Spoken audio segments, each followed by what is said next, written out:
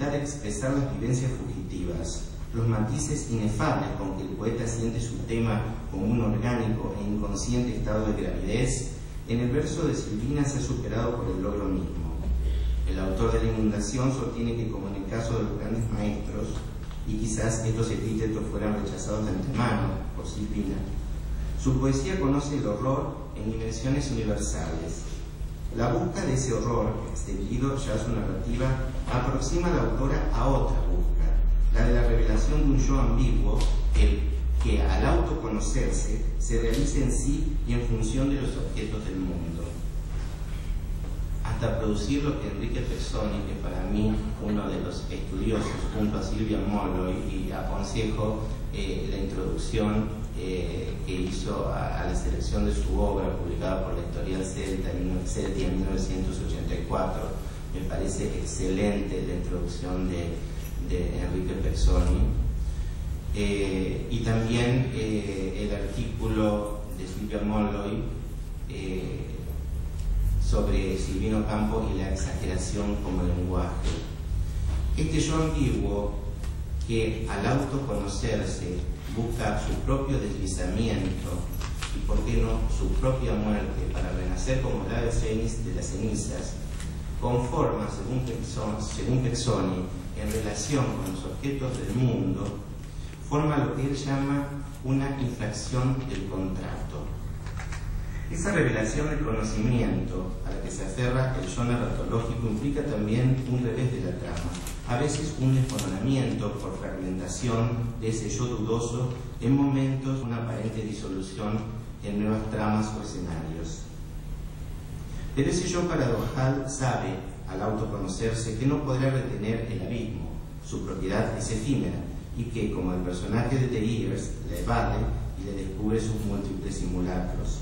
Algunas veces el abismo se asocia o superpone a otros significantes, como lepra en una mejilla, infección, herida o el miedo oscuro en su genealogía. En su epístola a Giorgio de Chirico expone la transparencia del dolor de la guerra junto a un atormentado continente en llamas.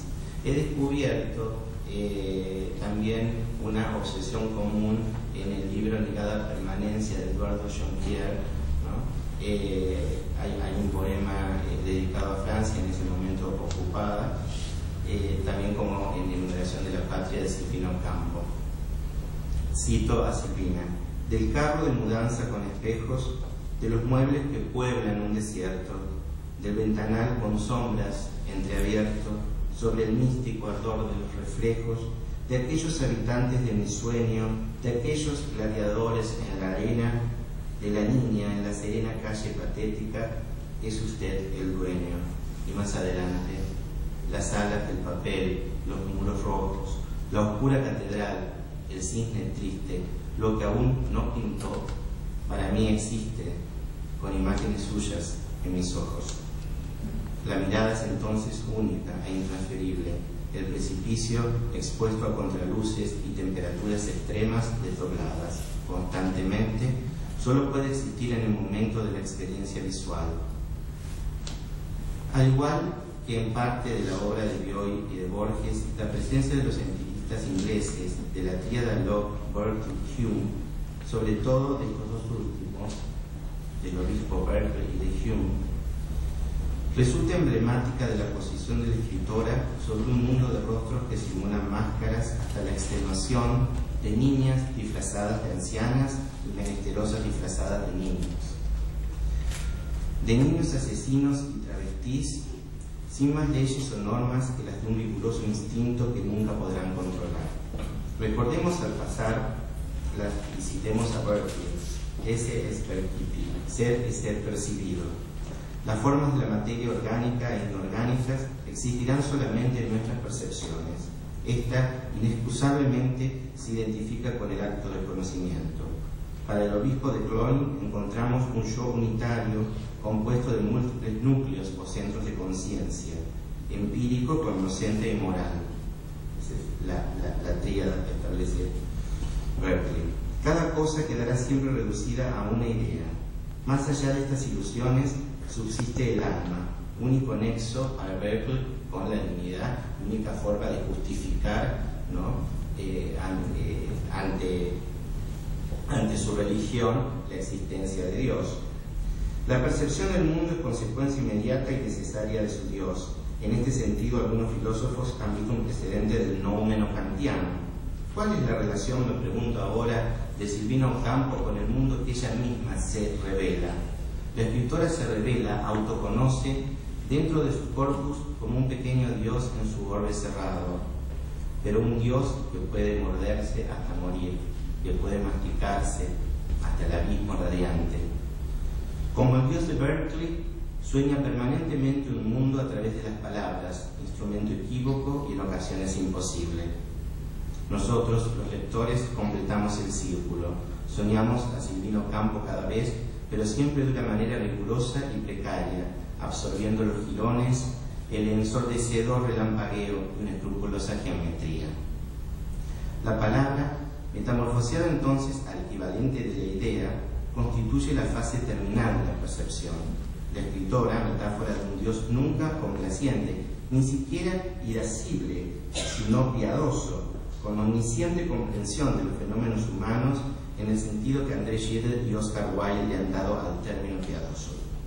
Así el texto intrínsecamente, lugar de encuentro y rechazo, zona de conflictos, será emblema del alma del hombre, única realidad para Berkeley, fuera de la realidad misma, Dios.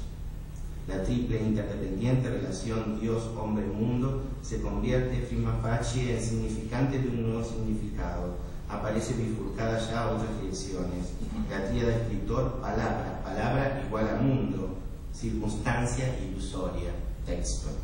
El proyecto literario de esta autora apunta, en su polifacético desarrollo, a un autoconocimiento intratextual, fundándose a sí mismo en desasosegante combate similar a la cópula. Combate y a la vez fascinación por el antagonista, acercamiento, transferencia. Esta fascinación por el antagonista se hace muy presente en dos libros de Silvina como son La Furia y Las Invitadas. Enrique Pezzoni, en el estudio que ya cité al comienzo de esta charla, nos señala, nos advierte: así, la literatura de Silvina Ocampo ofrece y sustrae, atrae y rechaza lo buscado, propone la existencia de un yo central que aguarda el momento en que será conocido, pero siempre reconocido como ausencia, como carencia radical.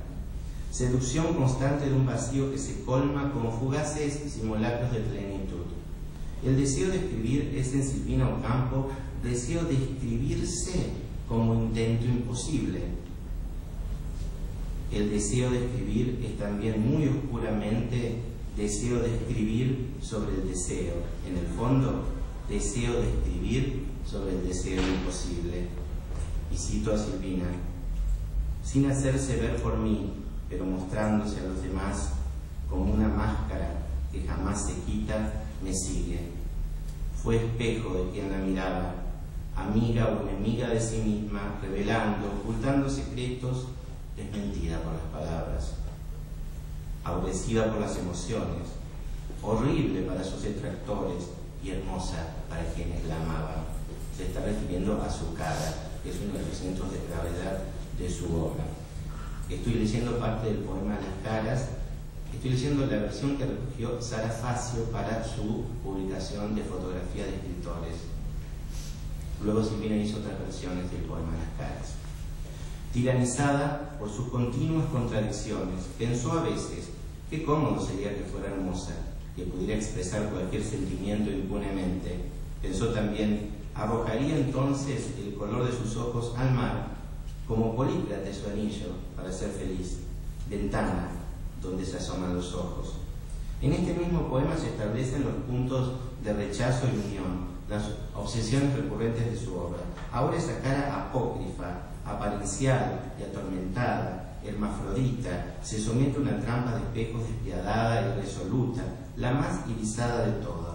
La cara es el imposible reflejo, y subrayo, imposible reflejo en las fuentes, en el fondo de las cucharas, en el aljibe, en el rostro de una actriz de cine en boga, hasta en la sátira y la parodia infantiles. Y esta no es aparentemente una de las tantas, de las múltiples enumeraciones caóticas con las que juega Silvina Ocampo. No voy a decir con las que trabaja, porque recuerdo que vio y detestaba eso, que estoy trabajando en el libro, como se dice en España, y me acuerdo que en una oportunidad, al regalar un libro de conversaciones con otros escritores, descubrí después que estaban las correcciones y estaba tachado. Silvina, creo que se refería a Silvina en esa parte, en ese capítulo, tachó, está trabajando un libro, incluso está escribiendo, ¿no? Con sus típicas correcciones, sus flechitas hacia la izquierda o hacia la derecha. Cruzando tanta belleza, se sigue preguntando en el poema Las caras, ¿cómo nos embellece? ¿No existe acaso un mimetismo? Existe, y es fugaz, como el relámpago. Mas el que besa el relámpago no lo olvida, como no olvida el lago Trasimeno ni las desoladas cumbres de los Apeninos, y en otra, cuánta indecisión. La policía marca su culpabilidad en un pasaporte, víctima o asesina. Fin de la cita.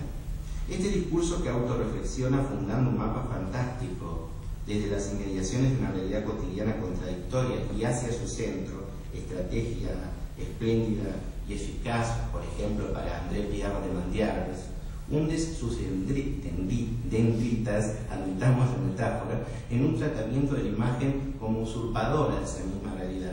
Los límites, las fronteras más distantes del orden fantástico o convencional, no menos fantástico, empiezan a borrarse y en ocasiones llegan a una orgía de voces donde no hallaremos un narrador indiferente o un personaje principal o siquiera un tiempo unitario sin mayores fluctuaciones hacia la anécdota. Y esto se ve muy claro en sus dos últimos libros, y así sucesivamente publicados, y así sucesivamente, y Cornelia frente al espejo, que es una suerte de nueva lectura que hace Silvina de